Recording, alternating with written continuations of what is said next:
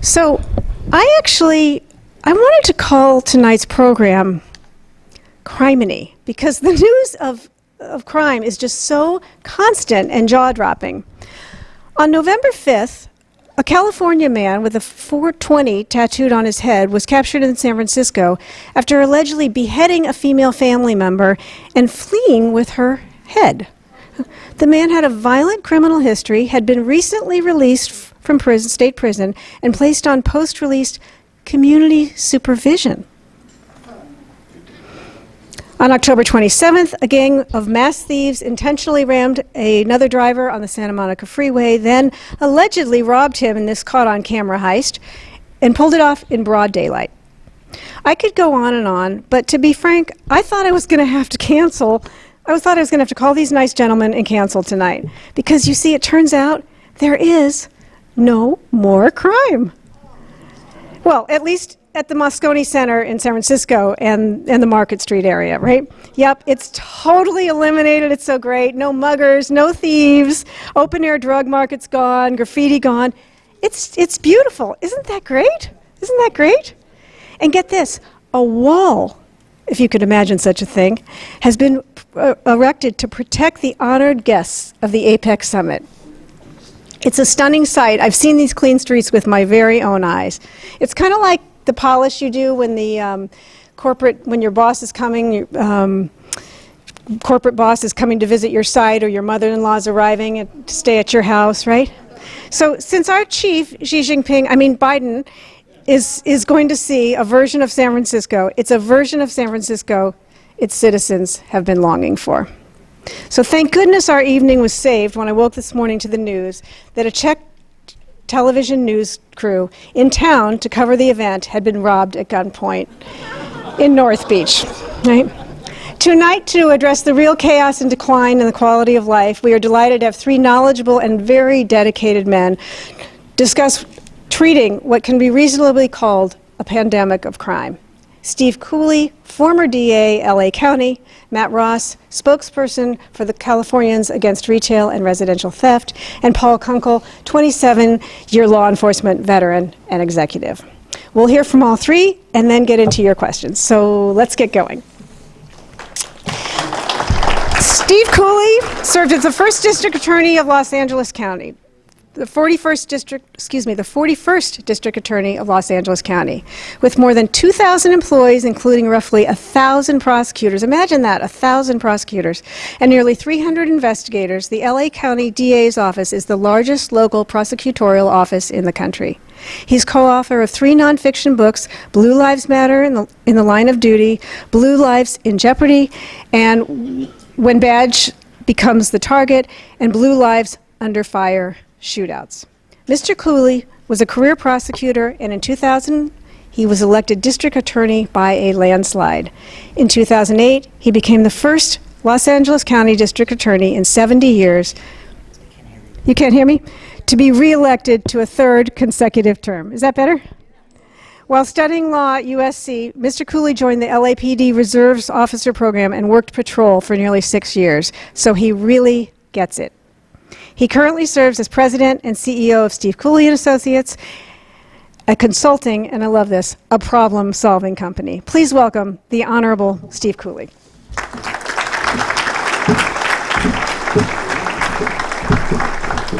Well, thank you, Jane, and good evening to all of you here in Mountain View. I've never been to this lovely city before, but so far what I've seen, pretty nice. Not nice enough for me to move up here from LA, away from my grandchildren, but very nice. I'm going to talk a little bit about history of criminal justice, but starting with the basic concept of a society attempting to control the behavior of others in their society. Basically, they do that through rules, right? And enforcement of those rules. And this has been going on for time immemorial, probably from the cavemen days, and certainly down to the present. Human beings, societies, civilized and some uncivilized, all have rules to govern the behavior of other human beings. That is just basic, and we still have that And I'm not going to spend a whole lot of time with the cavemen, but I will work down to the present day California, and we'll discuss what is going on in our unique state. Hammurabi, anyone remember that guy? He's a rule maker, right? I forgot what his rules were, but he was out trying to make rules. 10 Commandments. This group here knows what the 10 Commandments are. Those were pretty good rules. But they were made because people were engaging in bad behavior, bad conduct that violated those commandments. So we move down very quickly to here we are in California. 1850, the state was founded.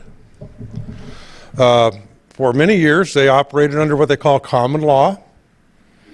And in 1872, our state basically plagiarized the penal code from South Dakota. And that was sort of the start of our codified penal system. So, what is a penal system supposed to accomplish? Very simple. Punish, deter, and rehabilitate. Basically, that's the goal of any penal system. And it's created by human beings to do what? Control the behavior of the bad behavior of other human beings. Now, believe it or not, despite what Jane implied, things are relatively good here on the crime front relative to 1850 when the state was founded, especially in Los Angeles. Back then, Los Angeles was populated by 3,000 people. And they had about 300 murders a year. That's about one person being murdered for every 100 people in the city. Things have gotten really good since then. Right now in LA City, we have about 300 murders per year out of a population of 4.4 million, and we have about 1,000 murders per year in the county of Los Angeles out of a population of about 10.4 million. So maybe with those statistics you say, well, things are really getting pretty good. Well, we still fear crime. We fear the criminal element, not just murder, but everything else that can be properly characterized as human misbehavior. Robbery, theft, rape, drug sales, on and on and on. Fraud, identity theft. There's a lot of crime that does go on. I'll bet in this crowd, 20% of the people at least have been victimized one way or another by a crime. Identity theft. Anyone here been victimized by identity theft? Had their credit card stolen? Had to fix it? Yeah, well, my wife, 3 times. At any rate, there's all sorts of ways to be victimized. And society attempts to come up with a system to deal with that, to deal with the human misbehavior that causes harm to others. Now, what was California's approach for many, many decades? Well, they started with the presumption that individuals who committed crime could be rehabilitated. And they had a system that was called the indeterminate sentence law, which meant you commit a crime, you were sentenced to state prison, and it was for a range, 1 to 10, 5 to life, 10 to life. And then you would go off to state prison, you would be evaluated, the state prison authorities would, the correctional officers, the prison guards, would evaluate the prisoner, say, well, Joe's been rehabilitated. Let's let him out. Okay? That's what they did for decades. And the system essentially collapsed. And it collapsed because it was based on that premise of everyone can be rehabilitated, false premise, by the way, and that they were going to be able to figure out who was truly rehabilitated. And the one factor that they never figured out was that there's a certain capacity to the state prison system at that time. It's about 35,000 they call beds. 35,000 beds for people sentenced to state prison. And so in order to keep up with the inflow of the criminals, the sentenced felons, they would let people out. And they didn't let people out because they were rehabilitated. They let people out because they needed the bed space. And what happened? We had a lot of crime. I don't know if you remember some of the periods in the 70s and early 80s. There was highest murder rate in the country was here in California, fueled by the emergence of African-American gangs, the cocaine sales, and fights over turf, and the murder rate in Los Angeles County, all-time high. Instead of what we have now, about 900 a year, back then it was over 3,000. LA City, it was over 1,000. Right now it's right around 300. This is with an increasing population. Things have gone way, way down. Those were rough times. A lot of bad guys were out there. A lot of innocent victims were being victimized. So, under Governor Jerry Brown and the then state legislature decided, you know what, let's try something different. So they created the determinant sentence law.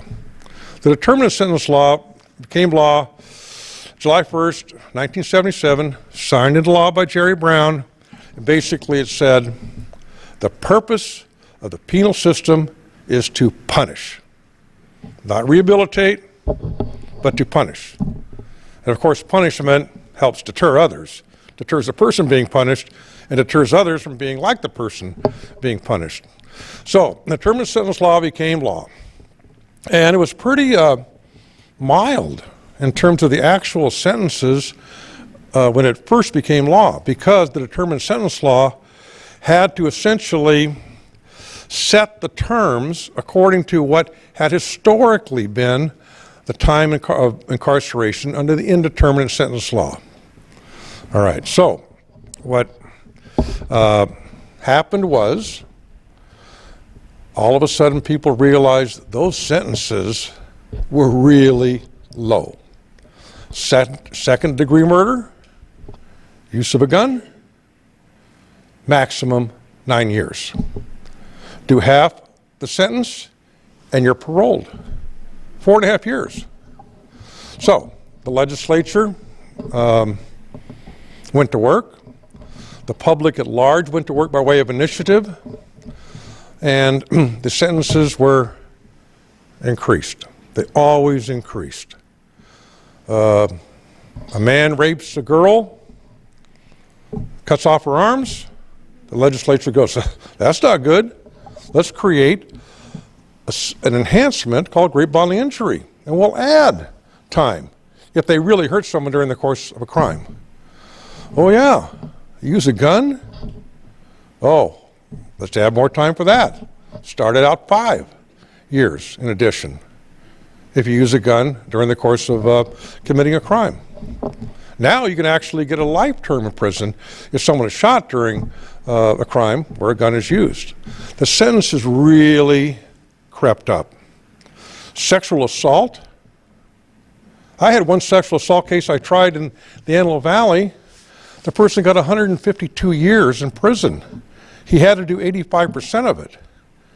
He was not going to make it out of prison alive because the sentences were such, based upon court rulings and legislative action, they became very, very lengthy. Now, did it work? Well, it depends on how you measure it.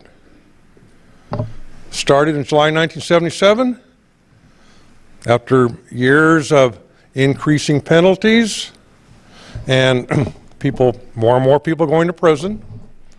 The prison population went from 35,000 to about 175,000. Governor Deukmejian, Governor Wilson caused a lot of new prisons to be built, and I can tell you, prosecutors and judges all over the state of California, in most counties I should say, really use the law and put the bad guys in prison for long periods of time. And the crime rate became the lowest in 60 years. When I was DA in 2000 to 2012, during the middle of that period, the crime rate was at a 60-year low. It wasn't because I was DA, it was because the system was working. If you believe incarceration and punishment and putting bad people away from society for long periods of time is the way to go. Well, no good thing lasts forever. Along come the reformers. And I can tell you a lot of reforms that may sound good are bad. The first major reform to confront the then well-operating criminal justice system was AB 109. Anyone here know what AB 109 was? Okay, this is a legislative cop-out. They were facing tremendous overcrowding in the prison system, and the Supreme Court of the United States ruled it unconstitutional, cruel, and unusual, and the state legislature did not want to keep paying $6 billion or more per year to house these 170,000 bad guys. So they draw up AB 109, Assembly Bill 109, and they essentially say, if a Superior Court judge sentences a felon to state prison for a felony that's not sex and not serious, not violent, the person has to be housed where? In the local county jail to serve their term. Completely asinine thinking by the state legislature, because most of the jail systems throughout California, the 58 counties, were overcrowded, aged, decrepit, not built to house people serving sentences longer than a year in the county jail. So they overwhelmed the systems. In Los Angeles County, if you get sentenced to a year in the county jail, how long do you think you would do? Maybe a day and a half? 180 days in county jail? How long would you do? You show up, they turn you around, and they walk you back out after you've been booked. That's our current county jail system, and I would venture to say that's probably the current county jail system of punishment currently pretty much throughout California. Now, the people sentenced to county jail for a felony, the state prison, for a felony by a judge, but have to go to the county jail, they are actually doing their time. But that means no one else can really go to county jail. No misdemeanors, no one convicted of a felony where they get county jail time as a condition of felony probation. They're not doing any time. So we've sort of lost that. AB 109 was passed after what they call joint legislative sessions. One in Northern California, one in Southern California. I went to one in Southern California. And basically the whole thing was a wire job. There were no committee hearings, no way to testify in Sacramento, and we ended up with AB 109 because of budgetary concerns and a Supreme Court decision saying our state prison system was overcrowded to the extent it was cruel and unusual punishment. Now, number two, major factor, Prop 47. I'm going to let our guest at the end of the table talk more about that. Authored by George Gascon, but he didn't write it because he's not that smart. Never prosecuted a case in his life, never filed a criminal case in his life, never handled any legal matter, such as a civil case, in his life. He was the author. He didn't write it. Some smart guy from Stanford Law School wrote it. A guy named Mike Romano. He had a little help from other people. A movement towards decarceration. Now, who do we really hold responsible for Prop 47? Well, George Gascon, you can blame him. He's my DA. He's the DA right now in LA County. He's a short timer. We're going to get rid of him. But we can blame Kamala Harris. And I'll tell you why. Because Kamala Harris was Attorney General, and she called it the, Safe Streets and,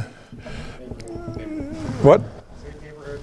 Yeah, Safe Neighborhoods and Safe Streets Act. Well, you know what? There was nothing safe about it. It was a total misleading title, and 70% of the citizens voted for it because they want safe streets and all that stuff. It was a lie. Prop 47 was a lie. Theft offenses were changed dramatically, reduced significantly, and most importantly, and this is kind of overlooked, hard drugs became misdemeanors, no longer felonies, which took away the court's power to really do something for people who were addicted. A very destructive law. Prop 57 is Jerry Brown's thing. He finally got a guilt conscience over signing the determined sentence law back in 1977, and so he wanted to really take the third leg out from underneath it, and he changed the parole system so individuals would not get paroled after doing X amount of time against a sentence imposed by a judge following the law, but no, they would be eligible for parole very early in their sentence, which is a form of decarceration, I guess. Well, it all worked because the state prisons are being emptied out significantly. The county jails are horribly overcrowded. They can't take people in. So, folks, basically your criminal justice system is failing because it's not there to punish. They're not there long enough in some cases to be rehabilitated. And since those two things don't work, no one's deterred. At any rate, I'm going to let the others fill in the blanks, but I will leave you with one thought. Those laws, as bad as they are, and I could criticize them all night long and a few other things too, they don't scare me as much as something else that's happening in our criminal justice system. And that's the weaponization of prosecutorial offices and law enforcement agencies. And it started, it's probably happened in the history of our country at various times, depending upon who was in control, but it's rampant now. It is rampant now because of George Soros, DAs that he's elected, Philadelphia, St. Louis, Milwaukee, New York, Brooklyn, Los Angeles, the one guy up in San Francisco, he's gone now, 2 or 3 others in California, Portland. 40% of the citizens in the United States of America are under the auspices of a George Soros elected prosecutor. All right? Bragg in New York? What a fool. His indictment of Trump, foolish, stupid. That's a weaponization of a prosecutorial office. That is dangerous stuff, folks. That's how democracies lose being a democracy. Law enforcement, like the FBI right now, they've been kind of weaponized by the last few directors and corrupt people at the top. My dad was an FBI agent for 15 years. And my brother called me up one time and he says, Steve, if Dad hadn't been cremated, he'd be rolling over his grave based upon what's going on with those guys. That's the danger our country faces, weaponization of justice system agencies. So I'll leave you with that thought. The laws can be horrible and terrible, but there's nothing worse than the law being in the wrong hands. Thank you very much.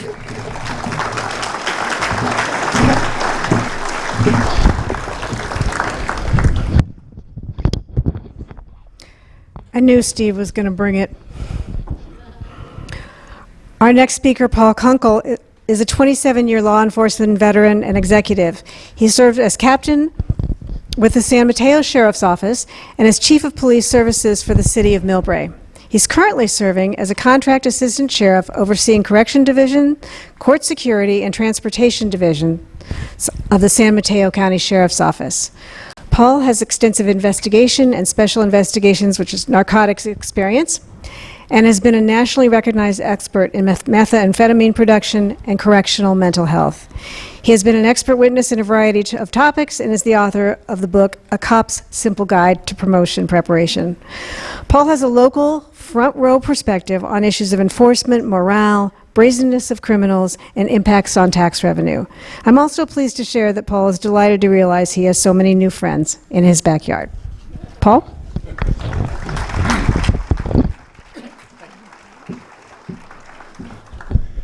Thank you, Jane, and good evening. It's great to be in Mountain View. I know you're 4 prior police chiefs. I've done some work in Mountain View, and I will tell you, if you live here, you have a fantastic police department. I live in the other M city in our county in Morgan Hill, so I'm just a little bit south of here. So tonight I want to cover a couple quick things: the impact of law enforcement on some law changes, the impact on morale of law enforcement and some public opinion, the impact on the communities we serve, and what can be done. As Jane told you, my name's Paul Kunkel. I've been a cop for a while. I've held every role from patrol officer to major crimes detective to narcotics agent to police chief. I've gone through all the ranks. I have degrees from the University of California and American Public University. I'm German, Irish, and Puerto Rican, which is an interesting mix. So with that, I talk really fast, both in English and in Spanish. It's a fast-moving show in my head, so if I get to going too fast, which I often do, please someone just raise their hand and I'll slow it down, I promise. I want to start by telling you folks that I am a true believer. I believe in the nobility of law enforcement. I don't think it's a job, I think it's a calling, and I was blessed by God to get into this. And yes, every one of us that gets into this carry physical scars, but all of us will carry psychological scars forever. But it's okay, because it's worth it because of the service we get to provide to the public.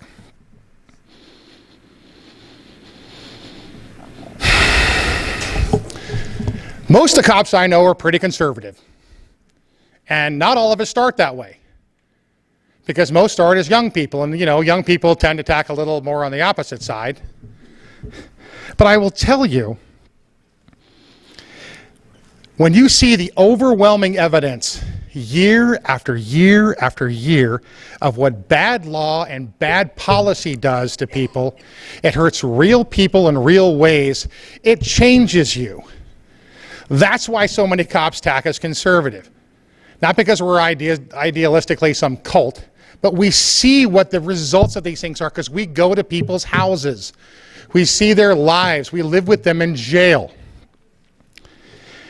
Prop 47 was titled the Safe Streets and Schools Act. Sounds awesome, doesn't it? Who doesn't want safe streets and safe neighborhoods? That sounds genius. Yeah, absolutely we want that. And all that did was raise the threshold of theft from $400 to $950 for felonies. And it dropped the hard drug, as the good DA said, most hard drug laws from felonies to misdemeanors.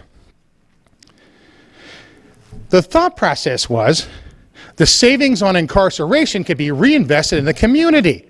Wow, that sounds great. Did that happen? No. Prop 57, the Public Safety Rehabilitation Act. Well, everybody likes rehabilitation. That sounds great. I love a second chance. I like a third and fourth chance. Ask my wife. It was going to allow early parole for non-violent crimes, like domestic violence. Now, it shouldn't be lost on you that the term violence is in the law for domestic violence, but that's not a violent crime according to the state of California. Other fun things like rape of an unconscious victim, taking hostages, hate crimes, these are all non-violent crimes, folks. It's okay. We can release these people early to re-offend. Very few people read the propositions, the new laws that are coming out, and I get it. I mean, most of us are at work, so we don't have time to do this stuff. And most people don't have any interaction with the criminal justice system, unless, of course, you become a victim. And the sad part is the way the laws are set up, not only are you victimized by your criminal, but you're often victimized again by the criminal justice system. Now, being a cop these days is not particularly popular. It doesn't matter who you are, what you look like, your gender, your race, your education, your religion, your orientation of any kind, your experience, none of that matters. If you become a cop, you are a racist, sexist, homophobe. All because you decided to take a job to serve the public and put on a tan or blue shirt with a little badge on it. And the people I feel particularly strongly about is our black officers and our Hispanic officers. Because not only are you all these things, racist, sexist, homophobe, but you're a sellout. And you are subject to the most vile racial insults I can't even imagine. The things I've witnessed for these poor folks who just want to serve the communities, oftentimes the one they grew up in. And they take these assaults and they take them in stride, but boy, over time, these things wear on you. I always joke that I'm so old I remember when policing was fun. And boy, it was fun. And it was hard then, but it's getting harder now. Imagine having a job where everything you do at any time is on high-resolution enhanceable camera. Now, I like the fact that we wear body cams. It clears up a lot. A lot of people lie about what we do, and it's nice to go, hey, no, I got it right here on camera there, buddy. That's not what happened at all. But, you know, when you're on your 6th traffic stop of the day and no one's happy to get stopped for speeding or whatever, or you're at any patrol call, because people don't call the cops because things are great. People call us because things are so out of control, they need the state to come in. And no one's happy. Like, hey, I got invited to this party. I just didn't pull your name out of a hat. But everything is on high-resolution enhanceable camera. And it's subject to interpretation. I may think that was fine. He didn't say any bad words. He wasn't rude. But your perception may be, no, this person was terrible. He was, we're driven by all these interesting boogeymen, I call them, that motivate us. Everyone's quick to assign motives to what we do. I hate assigning motives to people because I don't know. I can't see in your heart. I can't see in your soul. But you see in mine, and you automatically assume I'm a racist, sexist, homophobe no matter what I do. It's not terribly fair. And I think that's why we're not attracting as many young folks as we used to. Our businesses are and our homes and our vehicles are routinely being looted by often organized gangs of violent criminals. And when we catch them now, because of things like Prop 47, Prop 57, we give them a ticket. And it really angers the public. And I get it. But this guy broke into my car and you caught him. He gets a ticket. Oh, but look, he's got some fentanyl on him and a little bit of methamphetamine. That's a ticket too. He has a loaded, concealed firearm on him. That's a ticket. The gun's stolen. Well, it's a Glock 17, retails for about $500, $600. It's under the 950 threshold. He gets a ticket. And the hard part is not only is the law not with us anymore, but a lot of times the district attorneys aren't either. Now, I've had the really good fortune of working for one of the strongest district attorneys in the state, Steve Wagstaff, in San Mateo County. Your district attorney is the one who dictates how safe your county is, period. Because the cops can arrest everyone in the world for everything in the world. If they're not going to be prosecuted, nothing's going to happen. That's why San Francisco is in the state it is. San Francisco has a fine police department, a fine sheriff's department. They have forever. But they give up because they keep arresting people and doing these cases, and folks get dismissed in the interest of justice. I don't know how it's interest in any justice to let bad guys out again and again and again to reoffend and reoffend and reoffend with no accountability.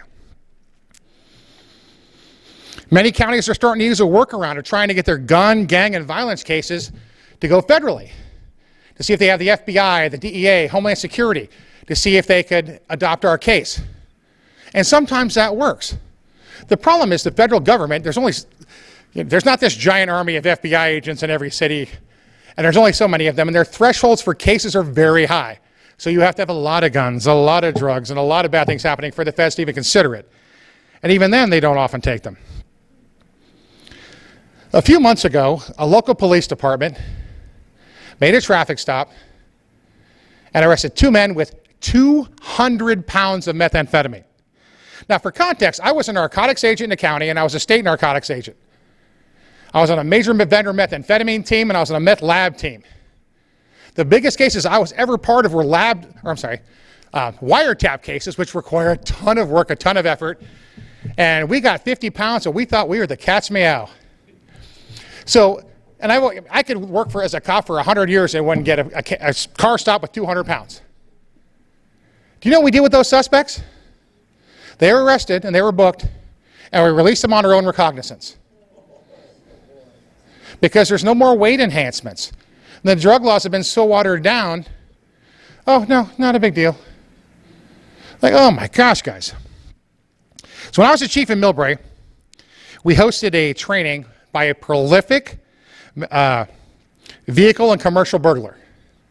Now, I worked in the jail as a deputy for a while, and as a street cop I learned, as a narcotics agent I did. The best people to learn about crime from is from the criminals themselves, because they'll tell you. Especially they say, hey, how do you do this? This is their craft, and many of them are proud of it. So we gave this guy a couple $100. Hey, will you mind talking to some cops? We'll put you behind a curtain. No one will know who you are. I promise we're not going to arrest you, and you can go after this. Guy came in, and he was good. What did we learn? We learned a great deal from this man. We had a group of probably 50 cops, mostly patrol, street crimes folks, some detectives. The startling lesson in all this was no one's afraid of the cops anymore. Nobody fears the police. That's concerning. We learned that they know the laws, the bad guys. They know to either stay under the 950 limit, or they know our policies. They know we can't chase people for property crime. So even if they go over the $950 limit on theft of stuff, they know as soon as they see us to flee, because we're not going to chase them on foot. If they get into a vehicle, they know we can't engage in vehicle pursuits for property crimes anymore. This guy said we drive as fast and as crazy and as dangerous as we can, because we know the wilder we are at the beginning, the quicker you guys shut down the lights and pull over and don't chase us anymore. They know not to never stop for us. That's frightening. They know we use technology. We're in the heart of the Silicon Valley. Oh yeah, everything's data-driven. We love data-driven everything, right? So we in policing try to do this, right? Okay, we're going to go to data-driven policing.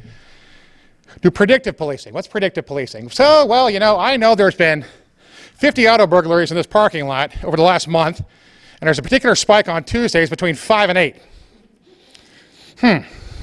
Well, I'm no genius, but the data tells me if we put some extra cops out here or put like a sting or a detail out here, we may roll somebody up.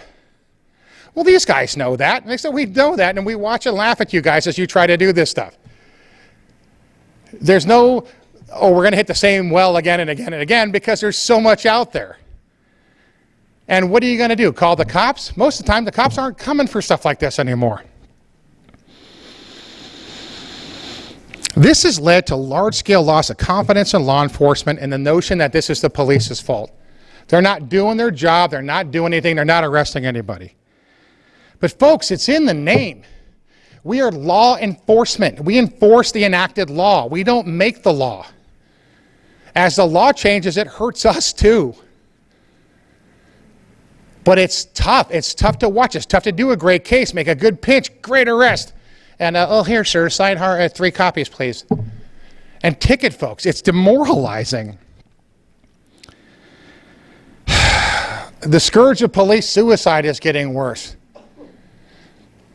And I wasn't going to do this, but my friend Sergeant Clint Samana of the East Palo Alto Police Department left this world on Friday at his own hand.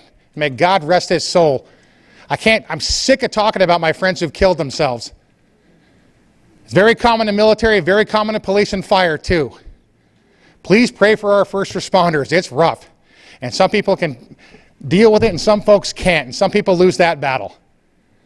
You know, PTSD is real. It's real in our world. Some very large businesses have put themselves in a suicidal death spiral, and I don't get it. They don't allow their employees to intervene. You can't call the cops. Don't help the cops. Sacramento sheriff's all aflutter because Target said, no, we don't want your deputies in Target putting handcuffs on anyone. We don't really want you outside. We don't want you fighting with anyone. Then why call us? What are the cops actually there for, and what is a business for? I thought businesses were designed to make money. And a lot of big box retail in our area is losing money or is profit, like, not negative, but profit neutral because they lose so much money to theft. Look at San Francisco and Oakland, other cities that desperately need the jobs and the tax revenue, who are losing businesses hand over fist. Keep in mind, local government runs on sales tax. They get a little bit from property, but the counties and the states suck up most of that, and there's a million other taxes that the state takes. But most municipalities run off sales tax. Well, if you're not selling anything anymore and your businesses are closing down because they're getting pillaged, you're going to lose that money, and suddenly all these great programs that you were counting on and that they wanted to run are going to stop. And the first place they cut is like, oh, well, do we really need all these cops? I don't know. The homeless epidemic, in my opinion, is largely a result of these laws as well. So the good DA here talked about drugs and drug use and the decriminalization of narcotics. We ran drug courts all over the state for years, and drug court was awesome. Drug addiction is real. It is a battle. I've got it in my family. I'm sure you have some in yours. It's a tough one. But we used to be able to say, hey, you know, Paul, this is your third arrest for possession of cocaine there. So you get to pick. Do you want to go to a 90-day locked rehab? Or do you want to go to prison for 2 years? And not everybody, but a large swath of people took the rehab. Now, I will tell you, rehab is very rare that it works on the first time. Sometimes it takes 4, 5, 6, 7, 8 times. But there's hope. And not only for the offender, but for the families. Because it's hard when you have someone like that in your family because they burn every bridge. The 20th time they steal, you're like, hey, we got to cut Paul off. He is out of control. Good luck. Now there's not even that. If you get arrested, actually booked for something, we're just booking you to get your fingerprints and we're going to kick you right at the door and you're still high. We won't deal with this problem, and I don't know why. Of course, we can deal with it when we want to, as we see in San Francisco. Boy, they're really able to clean up the streets for the Dreamforce Conference, or APEC, the Asia Pacific Economic Cooperation Summit. Wow, amazing. Even in Los Angeles, when the U.S. Conference of Mayors Summit on homelessness. Yeah, we can go ahead and clean everything up. Everything's great. Our great governor talked about, oh, you clean the house before, you have guests over. You go, oh my gosh, really? What about the poor people who live here day to day? All of this has contributed to terribly low, the lowest morale in law enforcement I've ever seen. And I got to tell you, we attract the best and brightest, in my opinion. And it's hard. People are just walking away from their job like I've never seen. It's not worth the risk. It's not worth the effort. It's not worth the frustration.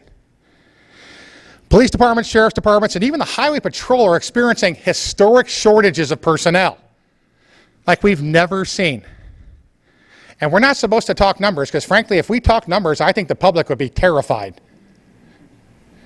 We are working dangerously short, and we're working people to death. We're demanding they work 24, 36, up to 40 hours of overtime a week. It's crazy. And it's hard because, well, gosh, what's the option? Nobody? Or do we put someone out there who, and it puts us in a weird spot too, because sometimes, Paul smacked that guy he really shouldn't have, but that's really out of his, he's not like that normally. But then you look at it like, oh, this is Paul's 12th day of work in a row. He's missed a dance recital and 2 baseball games, and his wife's getting ready to walk because he's never home. Ugh. If people knew how bad it was, I think we'd demand change. But with all that, I hate negativity. I'm not a negative guy. I'm a super positive guy. And I've got some ideas I think will help. Now, they're not easy ideas, because nothing in life is easy. But on a positive side, what can we do to help? Pay attention. The left is great at this. What do? Organize, organize, organize. Well, we should be doing the similar thing. We have to pay attention to what our state legislators are trying to push through. We have to vote. Yes, I know that's fairly obvious, but boy, a lot of people have just given up. And I get it, we're in California. But this is a fairly conservative state outside of our major population centers. I don't know if you've been to the Central Valley and seen the signs on I-5, but man, that's a pretty good conservative part of the state. If you go north of the Bay Area to the great state of Jefferson, it's pretty conservative up there too. It's the big population centers that kind of hurt us. We need to change that where we live, and that starts by voting and getting people who think like you to vote as well. I don't want you just to vote for the big ones either. Your city councils matter. Your board of supervisors matter. Your district attorney really matters. And your sheriff matters. Read the propositions as they come out. And that's hard. Sometimes they're long and boring and legalese. But read it for yourself. It's easy to listen to someone, well, he said it was this or that, because you're going to get wildly different versions from KNBR to KSFO, right? Okay. Read it for yourself. Don't listen to what someone else says. You guys are smart folks. Take the time. It's all online. Read them so you can make an informed choice. Lastly, do not believe the hype with us when you can. And with us, I mean the cops. Yes, there are some cops out there who are jerks. Yes, there are some bad ones. There's bad people in every job. I've said this again and again, but we are nothing like we're portrayed on TV. And it's cliche as well, but it's 100% true. Nobody, and I mean nobody, hates a bad cop worse than a good cop. So, when you see a patrol car roll by, a smile and a wave really goes a long way, because, God, somebody appreciates us.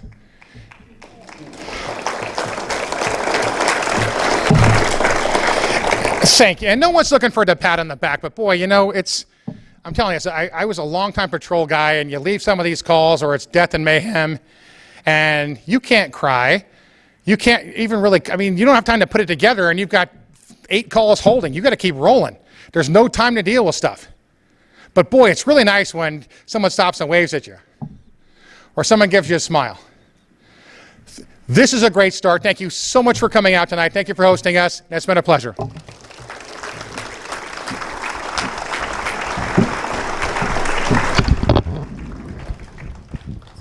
The power of a smile. The power of a smile. Matt Ross is the spokesperson for the Californians Against Retail and Residential Theft, which is CARRT, CART, a broad-based coalition calling for needed changes in California's criminal justice system. CART is pushing to end retail and residential theft that is affecting Main Street and our neighborhoods. Given that 1 in 4 jobs in the private sector belong to retail, the work of this organization is of utmost importance for reasons including those financial and related to safety. Retailers lost a staggering, are you ready for this, $112 billion in inventory in 2022 alone. $112 billion. Matt has over 2 decades of experience in communication strategy, media relations, political campaigns, crisis management, and government. With ties going back to the Attorney General in the 90s, his work includes large-scale infrastructure projects as well as local campaigns. Before establishing his own firm, Ross & Associates, Matt served as vice president of a prominent international relations firm overseeing some of the largest public affairs clients, including Walmart, and served as the successful campaign manager for Proposition 21, the Juvenile Crime Prevention and Gang Initiative of 2000. May I introduce Matt Ross.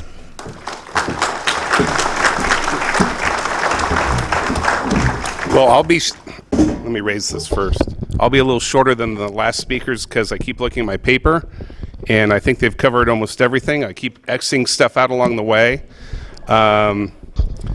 But what I do want to start with is actually I have some little disagreement with our speakers at first here. So when I worked at the Attorney General's office, we always talked about criminal justice system as really having 4 prongs. That is deterrence, that's punishment, that's rehabilitation, and incapacitation. Now, some people will put incapacitation with punishment, but that is keeping somebody in prison so they actually can't go and commit the crime that they've been doing. So we lock up a rapist. Well, he's not raping anybody else in the general public, unless it's the general public of the prison. But he's not doing out and impacting anybody else. So we always looked at it as a 4-pronged is what I was taught. And so that's why I brought this chair up, right? You need all 4 prongs. If not, the chair is going to wobble a little bit. You may have argued in the past, and this has been one of the big arguments you've been hearing a lot from some of the progressive Democrats, is that we've been too strong on punishment. We've been too strong in deterrence and too strong in incapacitation and not enough focus on rehabilitation. So all of our efforts have gone there. So all we've done is kind of weaken that leg. So just to kind of give you guys a perspective there. I also want to push back a little bit on Dwayne here, who says that that they don't fear the police anymore. I think it's not fear, it's respect. No one's respecting the police anymore. That is really a sad thing. And it's not just the police, it's also the prosecutors. They work in tandem. And if one part is weak, the other part is not effective. You need both parts together. If you have a strong police department and a weak DA, it's not effective. If you have a strong DA and a weak police department, it's not effective.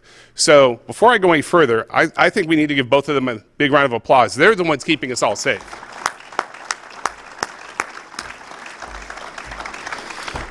So people often ask how we got here. I think you've heard quite a bit of some of the stories of how we got here. Proposition 47, obviously, where we've reduced penalties for certain drug offenses. We've reduced penalties for non-serious crimes. We've moved that felony theft to $950. We started zero bail in some locations. So we can't put bail on you because bail is biased. If you're wealthy, you can cover it. If you don't, you don't. So we're going to set zero bail, which meant everybody gets released right after they commit their crime until they go to court. And we've been closing prisons and jails. We've been shrinking where we can put people who have been doing something wrong. And the progressive Democrats have always argued that we're making these changes because the criminal justice system has been inherently biased. It focuses on people of color. It focuses on disadvantaged communities. The one problem they claim to mention is that the victims are those people of color and those people from those same disadvantaged communities. They're not going from their neighborhood in East LA most of the time and going to Beverly Hills to go commit murder. They're committing murder in East LA. They're not going and traveling counties to go commit crimes. There are some, but for the most part, it's happening right in their own neighborhood. And when we talk about Prop 47, one of their big arguments was that we're going to save money, we're going to reinvest in the community, but they also said we're going to focus on violent crime. And this is the other part I'm going to push back on Dwayne. We don't like to talk about numbers. That's about the only thing I have left in here besides a couple stories, so I'm going to talk some numbers to everybody here, okay? So the progressive Democrats are always saying in the Capitol, property crime is down because of Prop 47. Look, the numbers are down. And I can't argue with them. When I look at the most recent numbers, since the passage of Prop 47, property crime is down 4.6%. Over a decade, 4.6%. They'd fail to mention that violent crime is up 27.5%. So the very thing they told us they were going to focus on has gotten demonstrably worse. The thing they talked about being not focusing on has gotten better, allegedly. But it's weird when I look at this because I'm a person who studied numbers all my life. I sat there and I actually did some of the crime stats when I worked for the Attorney General's office back in the 90s. I did some of the reports for him, going through and doing statistical analysis. This is the biggest disparity we've seen between changes between property crime and violent crime. They almost always kind of travel together. So why would they suddenly have this huge disparity? As a matter of fact, if you look back, the all-time high for violent crime happened in 1992 in California. The all-time high for property crime happened in 1993. Huge discrepancy. I can't believe it was that far apart, one whole year, right?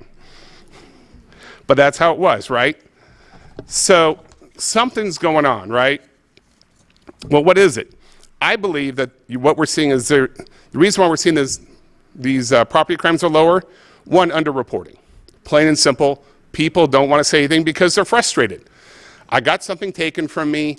What am I going to do? If I tell the police, they're just going to give it a fix-it ticket, essentially, and send them on their way, right? So there's underreporting. But we also reduced what we considered a crime. So a bunch of things moved to misdemeanors. Well, those don't get reported the same way as they used to under property crime. So of course there's a lot less because that person's now stealing $945 worth of stuff. That's a misdemeanor. Or if I came in here, started this section, I stole $945 worth of stuff. Went to the next store. This is the next store. I'm going to steal $945 worth of stuff. Then I'm going to go to that section and steal $945 worth of stuff. I committed 3 misdemeanors. You don't add them together, even though I did them 5 minutes apart. To reach a misdemeanor, because I never broke that threshold, 3 different instances, right? Feel sorry for all the paperwork we're going to leave Dwayne with. Feel sorry for the DA who's going to have to try and prosecute 3 misdemeanors and go, really? You're giving me almost $2,700 worth of crime, and this is all I get to do. Give him a fix-it ticket, send him on his way. So this is one of those things we talk about, and I always like to point out to people. I hear this all the time. I live in Sacramento. I worked in the Capitol. I still deal with people in the Capitol. And I hear this from the progressive Democrats all the time. Well, Texas has a tougher law. Texas, that threshold's $2,000. But they allowed you to aggregate it. So if I committed those 3, that would be a felony in Texas. Here it's 3 misdemeanors. Just to kind of give you guys a perspective, okay? So that's what's going on. I talked to you a little bit about the retailer numbers, but I already got some of those given away. So I thought I'd tell you some stories, some of the things we've been hearing from some of our folks. There's a small grocery store chain in Southern California, 50 stores, primarily serving disadvantaged communities. It's primarily in Hispanic communities down there. They receive 200 theft notifications a day. 200 a day. And I asked him to show me the paperwork, and he showed me the screen of every single theft notification that they get every single day. That's roughly 4 a store. That is $70,000 annually. Just that store. Now, they do send some off to law enforcement. They report as much as they can. They don't send the candy bar off the kids stole. They try and find the parents later and let them know. But they're trying to get things done. They've got added security cameras. They've got locking carts. If you go out the wrong way, the cart locks. If you don't pay, they lock the cart. So people just grab the shrimp and the beer or the liquor and the diapers they're stealing and walk out. They always grab the most expensive stuff that they can easily sell and move on or use themselves. We saw one guy walk out with a cart full of Jim Beam, a case of Jim Beam, 6 cartons of 6 huge boxes of diapers. So I'm going, either he's going to have a really good party, but those are kid-sized diapers, not adult-sized diapers, so I don't know how that's going to work out. But anyway, I mean, that's the type of thing they're facing. There is a criminal, this guy, Timothy Bethel, between 2020 and today. He lives in the Central Valley and has been found guilty of more than 35 felonies. He's been convicted 4 different times during this time, leading to cumulative sentence of 13 years. Up to this point, he's only served 1 year in prison, or actually 1 year in jail, and his last conviction, 72 hours. Didn't serve, and he got arrested on a Friday, and that's the only reason why he was through the weekend, was he had to wait till Monday to be heard in court. Release then. I don't know if you guys had heard, but they have recently announced in San Francisco that they arrested somebody for 6 counts of felony grand theft and 9 counts of misdemeanor shoplifting. They thought she may have been part of an organized retail theft group. She's believed to have done at least 20 thefts over a 6-month period, over the last 6 months. But they think it's much higher than that. She's stolen more than $15,000 worth of goods, mostly from San Francisco's almost abandoned Westfield Mall. What's funny is this is not her first time being arrested. As a matter of fact, she's one of the most unique cases in California because she was convicted of a robbery back in April of 2020 when she walked into a store, says, I want that stuff. They tried to stop her and she says, I have COVID, and started coughing on people. Now remember, April of 2020, that was the height of the pandemic panic. Not necessarily the pandemic, but the panic where you really didn't know what this disease may or may not do to you. She ran out the store. They eventually caught her a couple months later. Her case actually went to the Ninth Circuit Court of Appeals. It's a rarity for a case like this to get that far, but it did. And they eventually said, no, you're actually okay to convict her on this. She actually did commit a robbery. She actually did threaten somebody. The other person had to believe that threat. It's kind of like if I come in here, had my hand in my pocket, pointed my finger out in my pocket, and said, I will shoot you, you have to assume I have a gun because there's no other reason to think I would just be pointing a finger at you. So that's who she is. But this is what we're hearing time and time again of people repeating offenses after repeating offenses. And it's time that we kind of stop that revolving door. And I hate to always talk about these sad stories and these sad crime stats, but they're just true. And really, the people it's hurting the most, it's hurting us, it's hurting law enforcement, it's hurting the prosecutors, it's hurting the criminals. I know it sounds sad to say that, but it's actually hurting them. Since the passage of Proposition 47, participation in drug courts have decreased by more than 2/3. We used to have a really robust drug court program. You got busted for a drug problem, your options were get sent to prison or go to rehab. And even in that rehab program, they gave you a couple opportunities to fail because, like we've heard about addiction, I've got addiction in my family too.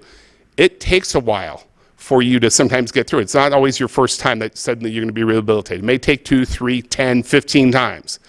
But they give you the opportunities and make you try and work through it. There are some great programs in the Bay Area. They're all struggling right now. Delancey Street down in San Francisco was known for being that kind of stop of last resort for a lot of people. That program's struggling because there's no one to send there because I'm getting a fix-it ticket for my drug problem and I'm out the next day robbing, stealing something, and then buying some more drugs. So we're really not addressing the problem. And what really makes it sad is when you look at drug deaths.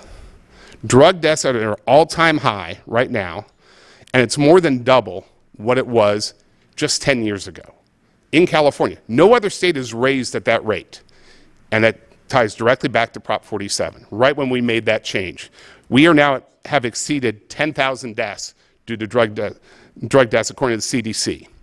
So that's a scary thought process, and this is where I say we're failing people because usually for that drug addict who's really addicted, it takes them hitting rock bottom. For some people, it is losing your job. For some people, it is the family moving out on you. For some people, it is the rest of your immediate family, your grandparents cutting you off. For some people, it is that arrest. For some people, it is that conviction. Well, we're losing the arrest, we're losing the conviction, so we only have left as family, and then after that, there's only one other thing left, unfortunately, and that's a near-death experience or near-death of a friend. And that's not moving them right now because they're so addicted. And we've all gone through this where, man, I had a hard time. I just lost a buddy. I need a drink. Well, think about the addict who just, oh, man, I just lost my friend. I need to get high. And they just keep getting more and more, and they need more of the substance to keep them alive, keep that drive going, to keep that high. So this is what we're facing, and I look at what the Capitol's doing, Sacramento's doing right now. I think what we're doing is we're really failing these criminals because we're not forcing them into rehab. So I always try and give people, when I finish, with a little bit of hope. So here's some of the hope I hear. One, there's talk of aggregation, actually saying if I did multiple misdemeanors in a setting, within a certain window, we add them up, it can be a felony. That would be a start. Local governments are doing their own things. We're hearing cities that are hiring their own security guards because they can't get enough law enforcement on the streets. Because if you're like in Southern California, most of them rely on the sheriff's department. We can't get officers out there anymore. They can't hire enough people. They're out of bodies to physically out there. So they're putting security guards to observe and report and then hand it off to the cops to actually go and arrest. They're doing license plate readers. So they're seeing when people are committing crimes, they can then flag down the license plate, see which way they're going, and use that evidence. There's more cameras being placed in areas. Oakland, just last month or 2 months ago, actually had a strike. The most unusual strike I've ever heard. Businesses went on strike. They shut down for 3/4 of the day and picketed because they said, we need more cops on the street. We need you to do something about theft, about vandalism. You need to be here now. That's taking money out of their own pocket to protest. That is an amazing thing, and it started to actually get them to talk about putting an additional officer at least in a couple different block areas, which was nice to see. And I have worked in government and around government for the state for way too long. But I will tell you, I'm finally seeing the signs of the pendulum swinging, or at least reaching its ultimate peak here.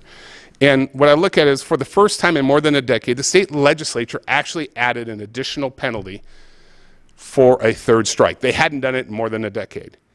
They added human trafficking. It took a lot of protests. It took a lot of embarrassment for them, but we did that before and they didn't move the needle. This time it moved the needle, and now human trafficking, which almost always revolves around sex trafficking or youth, is now a strikeable offense, which is an amazing feat to actually see happen in the Capitol. Fentanyl. They weren't even hearing the bills on fentanyl, and they got so embarrassed again, they finally passed a watered-down version of a fentanyl bill, but something actually moved on the issue. People are going to push them all back again. There's going to be more pushes. There's actually now a task force on a select committee on fentanyl. It's probably going to do nothing, but it's making them have to do something.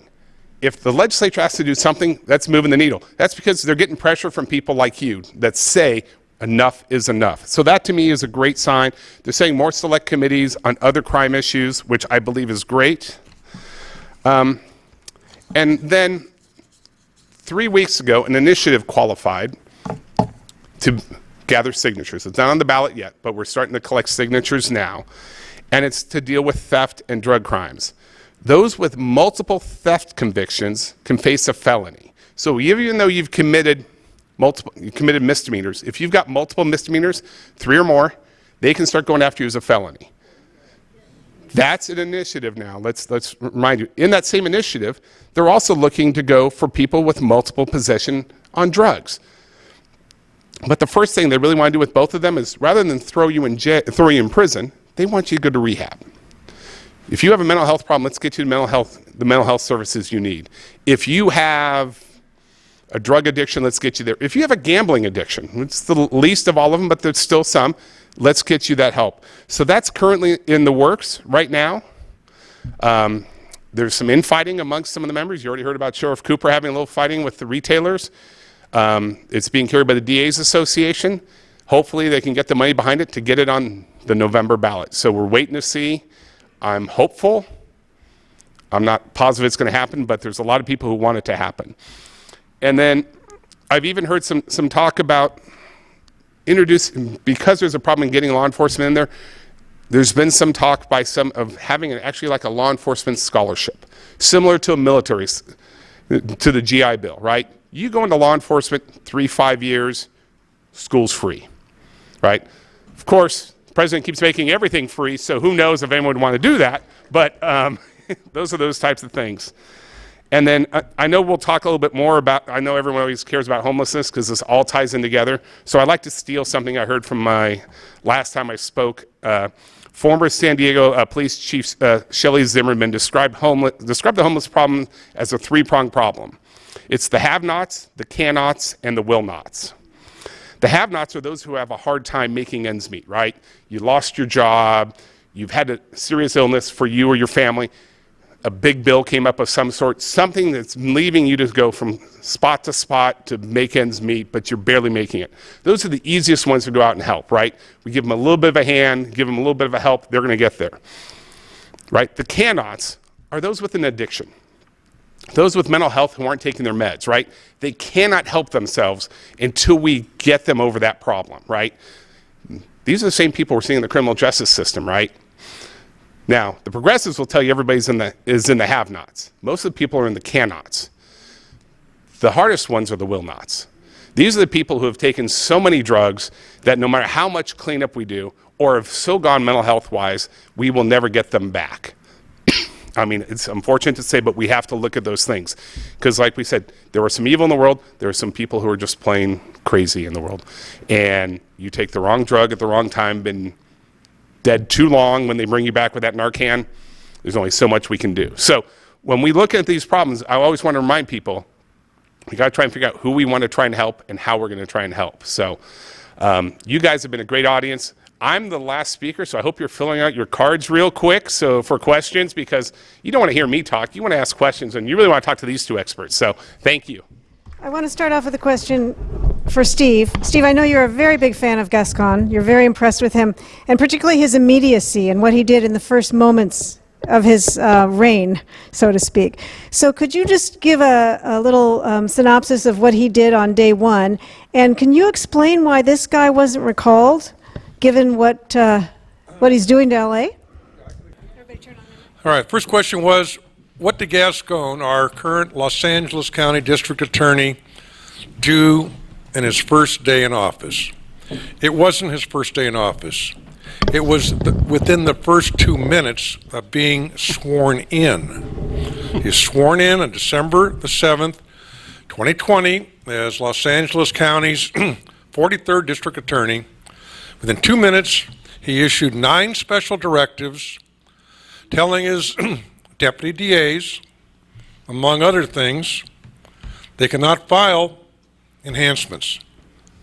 Enhancements are those things in the law that say if you do certain things, you get additional punishment. Great bodily injury, committing a crime at the behest of a gang, using a weapon, things of that nature, prior criminal offenses. You can't do that anymore. That was one directive. Reduced the potential for the judge to sentence someone according to the law. Basically imposing his will, saying he is smarter than all the initiatives passed by the people and by state legislatures. Others, you cannot, as a deputy DA, represent a victim at a parole hearing. So, one example, a woman, her son is murdered, dragged through the streets, stabbed, stripped naked, and left there. So she goes up to the lifer hearing where the convicted murderer is up for parole by herself because a deputy DA is forbidden to accompany her. Deputy DAs in Los Angeles County cannot oppose parole. In another directive, if the crime is probatable, namely someone's eligible for probation, the deputy DA cannot argue against probation. Bail.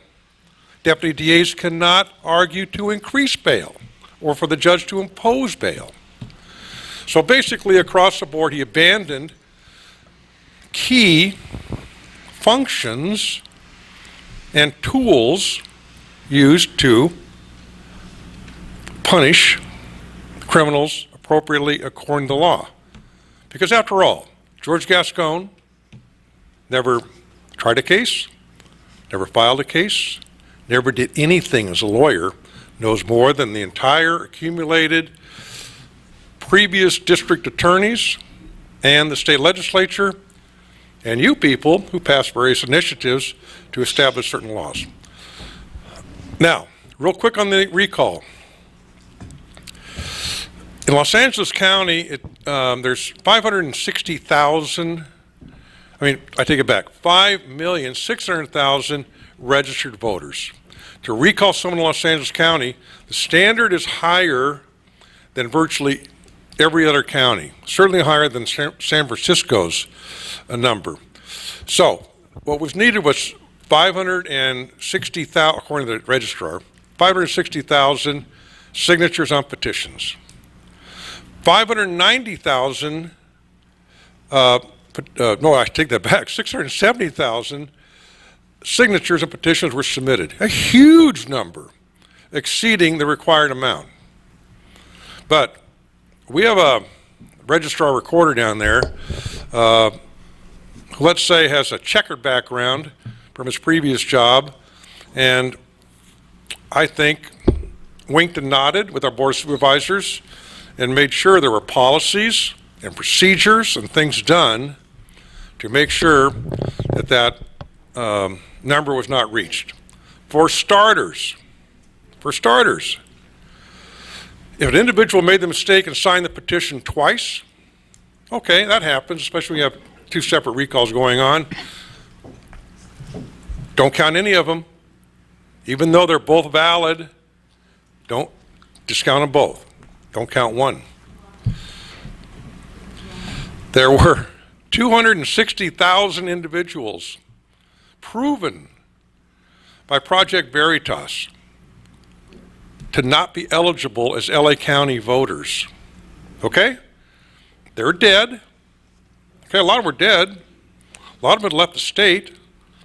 A lot of them had not voted in 3 prior federal elections. They should not have been on the rolls and counted as the number of signatures to get. But no, he included them. That was a policy decision. Then we go to court, we get a great judge, we're winning. What does the high-paid election law lawyers that the county hired do? They take an appeal. 6 months before the judge can even hear the case again. They slowed it down. They slow-walked it. So at any rate, I think we got screwed, basically. That's the bottom line.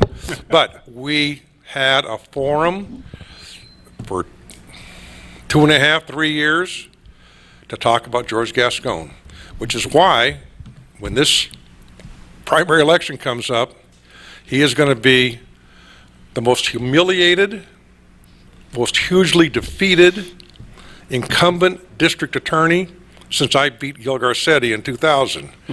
He is going to be slaughtered. His approval rating in Los Angeles County is, his approval rating is 14%. 48% are totally disagree with him and disapprove of him. He cannot win. I will bet any amount of money this guy's not going to be our DA come next November. He's going to be out, and he's going to be out in a very humiliating way, which hopefully sends a message to other jurisdictions that have Soros DAs. Fight him. Get rid of him. Vote him out of office. Send a message. We're going to do it in LA. And if it happens up here to you guys, do the same thing like they did in San Francisco. Thank you. Hey, I just want to say something. I go through these questions really quickly because I want to get to as many as we can, and a lot of you will laugh and ask the same question, and I work pretty hard up here to scramble to make it good for the speakers and interesting for you guys. Your questions are so good tonight, and look at how many questions. I have a snowstorm of questions up here from these people. They are so engaged, and they are mad, and they are ready to roll up their sleeves, and I just want to acknowledge the Liberty Forum audience. You're great people. Yeah. So, question about the cartels, and maybe, I don't know who wants to take this, maybe, we know that that Los Angeles leads the nation in organized retail theft, but I think that's organized crime, right? And San Francisco's coming in second, so don't feel bad. We're not going to be completely left out, but we have a lot more people in LA County. Yeah, so there's some questions about basically who controls the cartels. Are the cartels, what about the cartels controlling the border? And there's a question here about the infiltration of the police department and the judicial system by organized crime or cartels. Does anyone want to speak to that? No. Okay, that was a lot of questions. Yeah. So, who controls You thought them? you talked fast. Yeah, I got the small straw. So a lot of the organized stuff, frankly, that's stolen in the Bay Area. It goes up and is fenced in San Francisco because it's kind of a free-for-all up there. From San Francisco, it's sold to middle people. So one of the things we did for a while is we started putting trackers on like laptops that were stolen out of cars, and we found when the thought was, okay, steal the laptop, and we're going to wait because we don't want the middleman because he's not going to be any help. We want the person who's the end result. And what happened was we would track things to Vietnam or to Africa because they'd be placed in shipping containers and sold like 1,000 different times to big collaboratives and cartels in other countries. So it is an organized effort, and they sort by the thing, like, hey, the technology goes to one place, easily turned over stuff goes to others. A lot of stuff, frankly, goes to, maybe not Amazon, because Amazon does a decent job, but other sales sites where you can turn over like diapers quickly or baby stuff or makeup or things like that. It is very highly organized. That's why there's some new organized crime task forces that are working on retail theft. I think my friend next to me has some info on that. Well, I was just going to add that I think a lot of people, they see the smash and grabs on TV or the mob robberies, and they think, oh, that's organized crime. That's not organized. That was a group effort to go and collect something that someone posted. This isn't an organized cartel of some sort really looking to make money, because organized crime is trying to be smarter than that. They don't want to get caught. If they were really doing things like that and robbing a 7-Eleven, they are the dumbest organized crime group you could possibly have. When you see it happen, it's usually 4 or 5 of them. They're running in, they're hitting a high-end store, or they're hitting a jewelry store, and they're targeting specific things. Now, there were plenty of people using the dark web, using social media, and saying, hey, by the way, I'm looking to sell diapers. Well, what does people do? People start going to stores to steal diapers. They come back and try and hit this person up to see if they'll take their goods to go sell.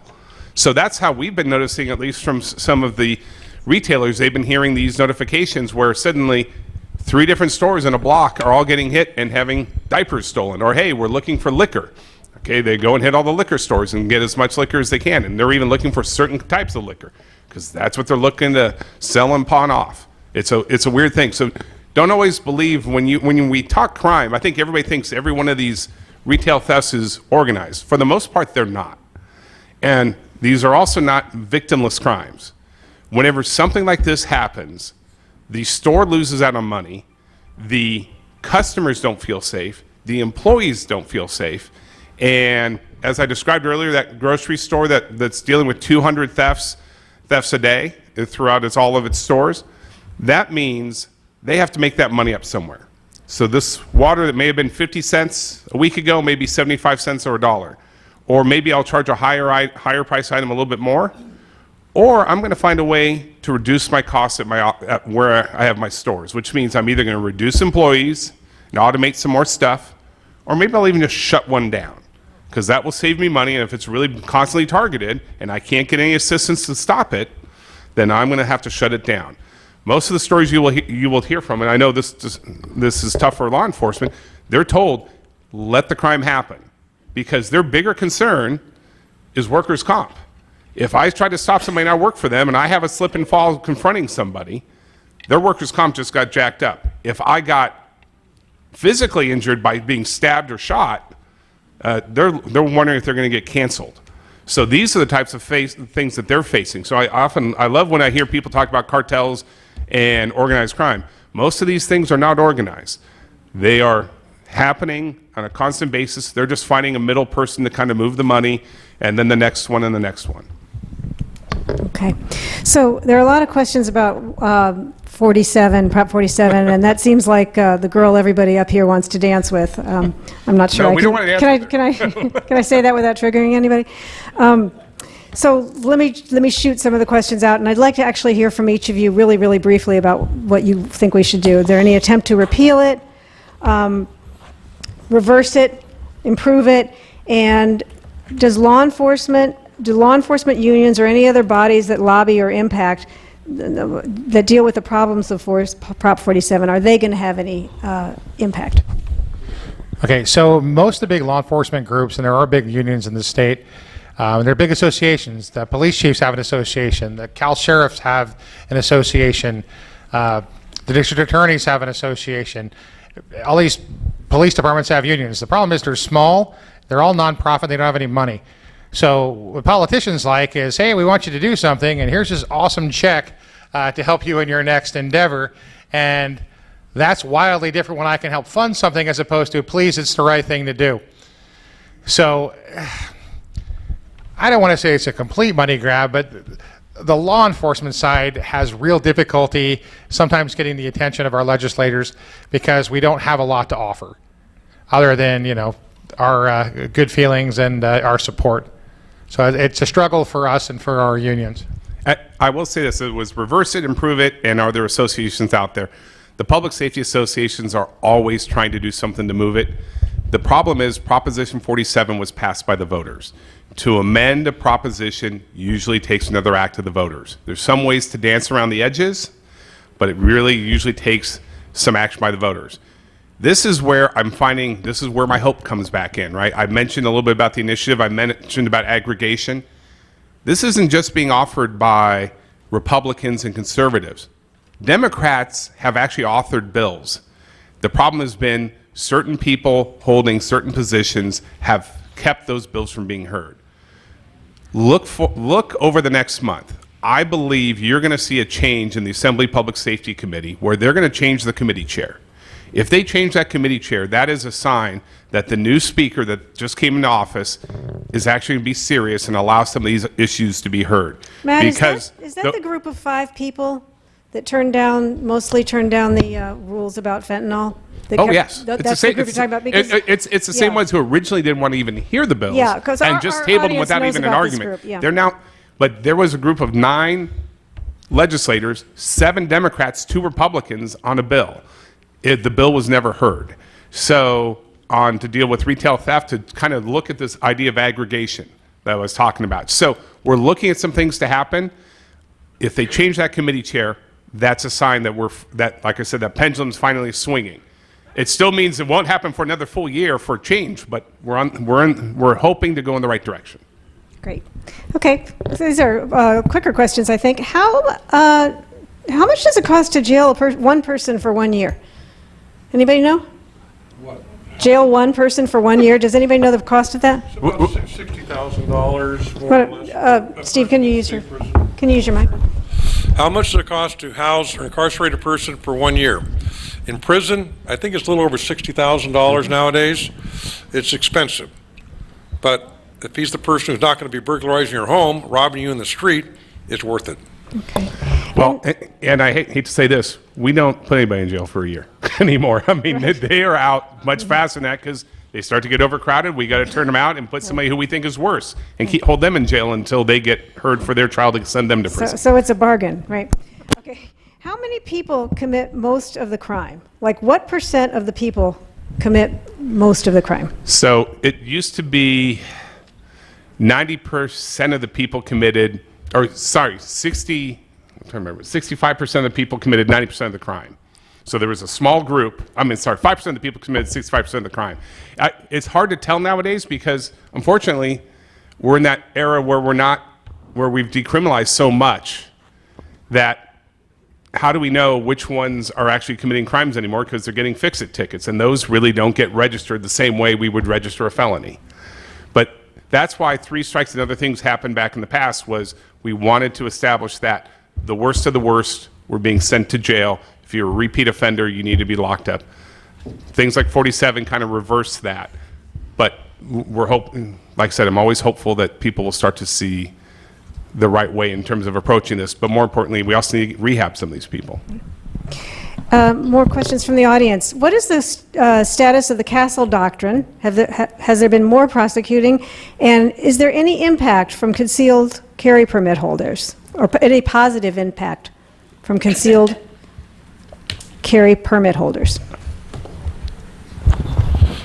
CCW situation in California has gone from one extreme to another place because the courts have ruled that based upon the Second Amendment, California's law in terms of allowing the issuance of concealed weapons permits was unconstitutional. Many sheriffs in many counties who had historically not issued very many CCW permits reversed their policy, and now CCW permits are being issued at a much, much higher rate than they ever have been historically. I'll give you a quick example. LA City, city where I lived for virtually most of my life, issued maybe less than 10 CCW permits per year in a city of 4 million people. The sheriff didn't issue very many either, but more than the city. But now they have staffs full-time processing CCW applications because they have been forced to reverse essentially their very, very strict rules on issuing CCW permits. Now, is it having an impact on crime? I don't know. But if I were a criminal, I would think twice nowadays about going to some establishment with lots of people there and committing a crime because someone there may be armed. And it has happened on occasion where individuals who had a CCW permit were able to defend themselves or their family against an armed criminal. It has happened. It happens more often than I think we know. I agree, and the CCW thing is an interesting topic. The only issue, I have no issues with good guys with guns, none at all.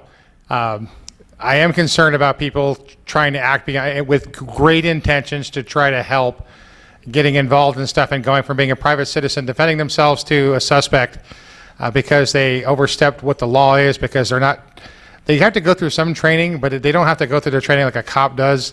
When a cop shoots somebody, generally there's a lot behind that, and there's legal protections and all kinds of silliness to help protect the cops, whereas if you as a private citizen shoot someone and it's not really a shooting type of situation, you're going to find yourself living with guys like me in jail. So it's kind of a little bit of a double-edged sword that you got to be careful with. But with all these mass shootings, I always say, boy, if there was one CCW guy there, or even heck, a gang member with a gun, because most of these guys are cowards, and once they hear the sirens, they stop. But yeah, it is helpful when bad things are going to have a good guy with a gun for sure. And I'll add, from Sacramento County, I know the sheriff from 2010 to 2020, right before COVID, he had been issuing more CCWs. There wasn't one shooting involving a CCW where the person carrying the gun was convicted or arrested or charged of any crime. Now, they did pull back some people when they immediately saw something else, but nobody in terms of actually using the firearm to help either protect themselves or someone else. There was never a shooting where it was found that it was somebody with a CCW was at fault. Okay, so there are several questions about George Soros' involvement and how it can be blunted. Specifically, there's questions about two district attorneys. One is Pamela Price and her possible recall, and then also the resignation of St. Louis DA Kim Gardner, which evidently, according to this person, was forced. So do you want to comment on that? Yes. I think Kim Gardner basically is either gone or going to be gone because of her... Okay, good. Thank you very much for the update. And she deserves to be gone. She was doing a horrible job by any standard as a public prosecutor. Plus, she filed against innocent people, which is the worst because of her ideological predilections. That's the worst thing you can ever do as a prosecutor, is prosecute someone who's innocent, and she was doing that. So she's basically gone. I wish more of them would be gone, and I hope this gal up in Alameda County gets gone, because she is as bad, or maybe worse, than George Gascon. And George Gascon is horrible. I call him the most dangerous man in law enforcement in Los Angeles County. Because of his policies, people are truly being victimized. I'll give you one example. An ex-con caught with a gun, prosecuted because of George Gascon's policies of not filing strike offenses. The individual was treated as someone with no prior criminal history. Therefore, he got 20 days time served. And within 1 week, he's beaten up his girlfriend in El Monte.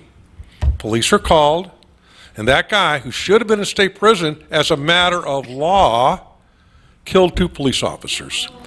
Okay? This is a result of George Gascon's policies.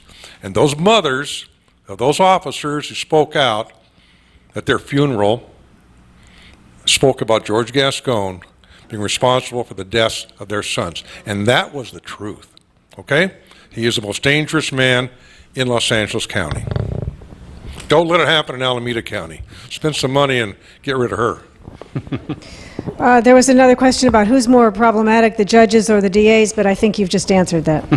It depends on the judge. It depends on the DA. When I was DA, it wasn't problematic. Gascon's DA is pretty problematic.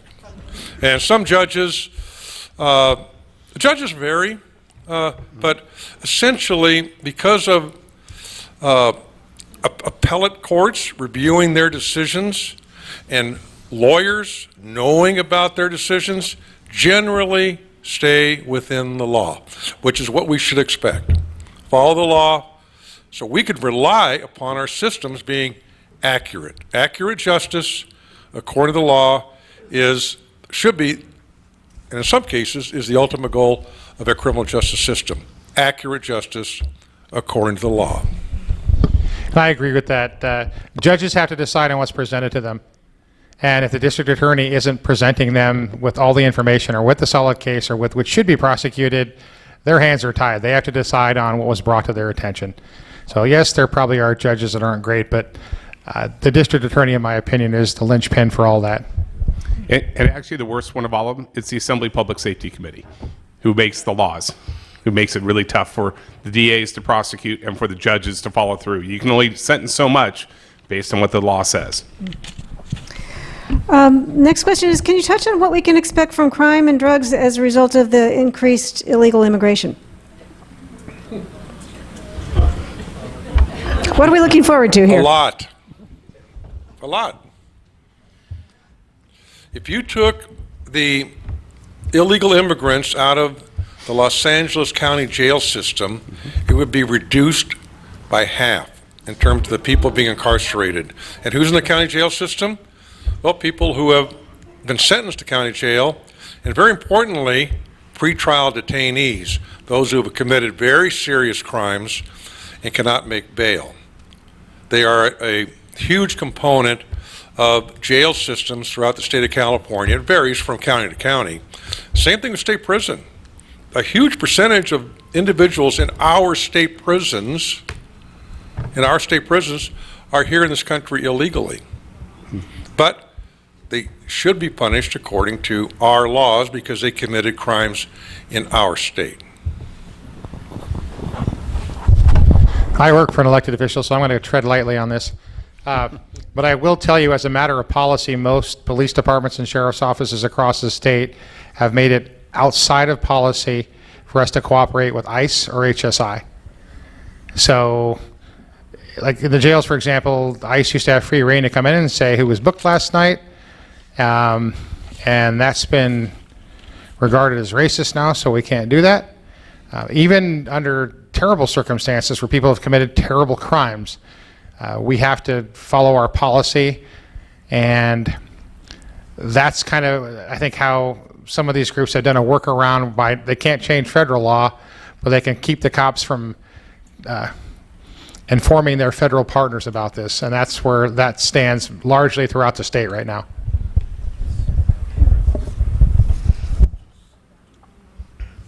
What should the average citizen do if we see a crime? If we see a petty theft, for instance, what should we do? What should we do? What should we do if we see a theft? Report it. To who? You would still report it to law enforcement. I know it sounds silly to report something that you know they're not going to do much with, but as we've heard, this is a data-driven society now. The more they hear about things going on in a certain area, the more likely they're going to start putting resources in that area. If they don't hear about the crime, they can't do anything about it. I mean, if the officer's not there, right there to see it happen at that moment in time, how is he supposed to know a crime happened? It's like, if a tree falls in the woods and no one hears it, did it happen? Yes, it did. And if a crime happens but no one reports it, it happened, but law enforcement doesn't know about it. So report it. Be active. Talk to the neighbors. See what else you can do. Do a neighborhood watch. Check and see if it's happening in your community. See if other people have cameras. Make it as easy as possible when you hand it to law enforcement. Make it difficult for them to say, I'm not going to do anything. These two are going to do stuff. You may be in a community that they're not. So make it difficult on them by getting as much stuff together as possible to hand to them. And maybe this will start changing how they're covering that area. Maybe it will lead to a prosecution. Even if it's just a fix-it ticket, it's at least starting to put somebody in the system. If they're never in the system, they think the first time they arrest them, it's their first time. 100% agree. Always call 911, and call 911 now. Don't call your aunt or your sister first, or what should we do? I always say when seconds matter, the cops are only minutes away. So the quicker you call, the quicker we can have resources head that way. Maybe it's nothing. Maybe it turns into something huge. But the quicker you call, the quicker we can get there. And trust your instincts. You have instincts for a reason. If all your spidey senses are saying, I should probably tell somebody, but I should call my brother-in-law first. No, call 911. We will decide if it's a nothing, it's a nothing. But I'd rather err on the side of caution. Always make that call. And you never know, that little retail theft may become something much larger. I mean, a we've heard more than one occasion of store clerks trying to stop a retail theft that ended up into death, right? Someone being shot or someone being stabbed. You don't know what's happened. You don't know what the person did 5 minutes earlier or is going to do 5 minutes later. That's why you want to report it too. You just don't know how it's going to escalate, or you don't know if it's already escalated, and this is actually the de-escalation is what you're seeing. Okay. So we always ask our speakers to give us some marching orders, because you have an opportunity to tell people who are pretty invested in the goodness of their community and liberty and certainly a law-abiding community. So I'd like to ask the three of you in closing if you would just tell us what you would like us to do when we wake up tomorrow morning. Steve, would you like to start? I'll go last. Okay, I'll go Steve last. will go last. Matt? So a couple things. One, if you see something, report it, report it, report it. That's the first way to kind of get things done. Be active in your community. Vote. Show up to city council meetings. Show up to different things. Let people know that you're there, that you care, because the squeaky wheel does get the grease. Right now, the squeaky wheel in the Capitol are people who are pushing an agenda that's calling for depolicing. Okay? If we don't want that, you got to start speaking up. Your voice needs to be heard.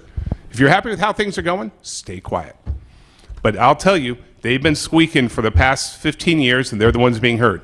We're finally starting to hear people speaking up, whether it's on theft, whether it's on other crime, whether it's on drugs. People are starting to speak up. It's forcing hands to act. It's going to be a long process, but if we sit there silent, they're just going to run right over us. So be active. I agree with all of that. The only thing I would add is please pray for us.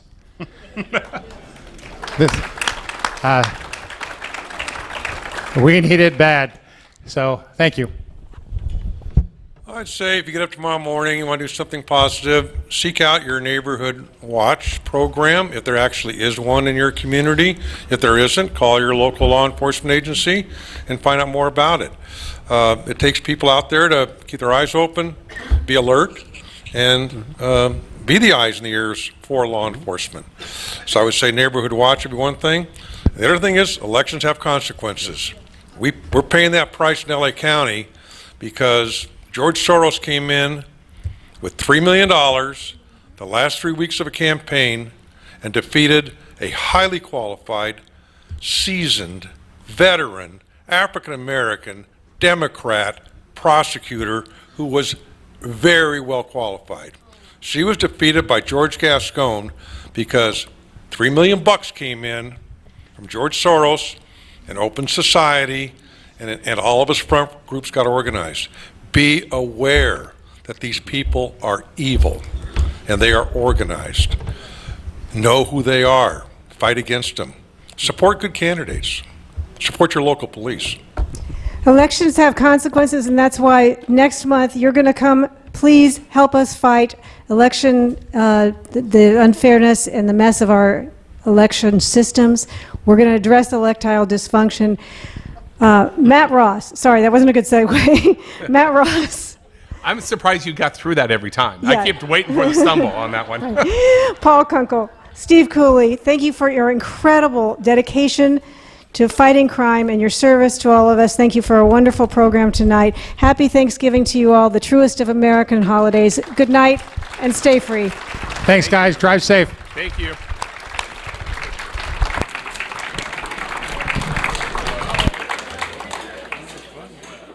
Thank you for watching our presentation. Please like and subscribe to our channel to get updates on new speakers, and consider joining the Liberty Forum of Silicon Valley. You can do so at our website. If you don't want to join, but want to support the principles of American liberty, you can make a tax-deductible donation via our website. The links are in the description. Thank you again, and stay free.